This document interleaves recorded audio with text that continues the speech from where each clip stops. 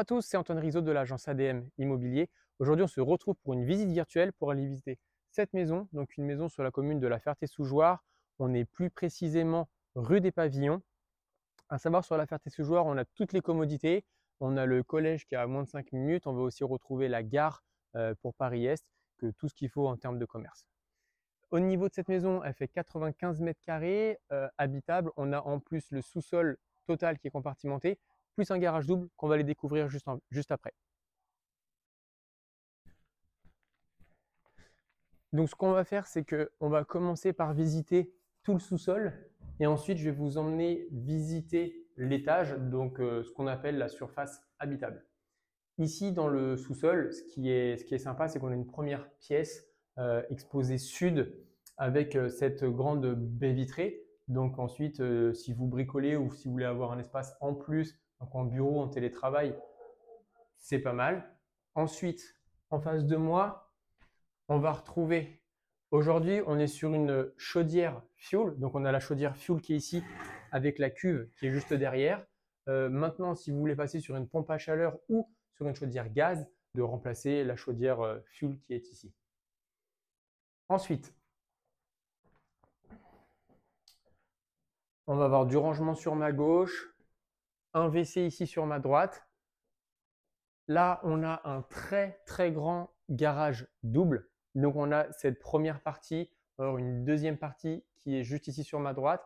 En termes de superficie, pour vous donner un ordre d'idée, on a bien 45 mètres carrés. Et en fin de compte, quand on vient ici dans cette deuxième pièce, le point positif, c'est qu'en fin de compte, on peut ouvrir cette porte de garage qui donne sur l'extérieur, donc là où on s'est retrouvé en début de vidéo. On continue la visite.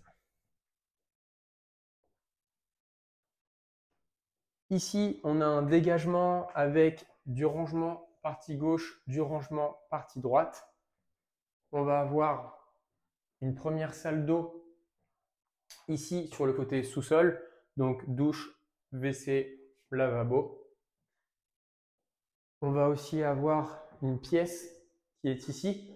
Donc en fin de compte, on pourrait même réaménager le sous-sol en habitable pour ceux qui le souhaitent. Mais en tout cas, aujourd'hui, elle n'a pas été considérée dans la surface habitable.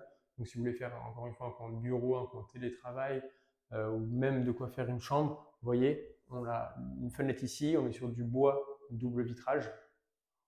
Donc c'est possible.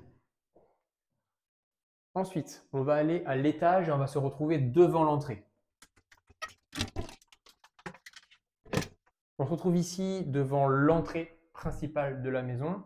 Le début de vidéo, on l'a commencé côté jardin parce que c'était un peu plus sympa et puis justement de pouvoir voir tout ce côté sous-sol. Mais sinon ici, c'est l'entrée. Donc l'entrée, avec une vraie entrée, on n'arrive pas directement sur le séjour.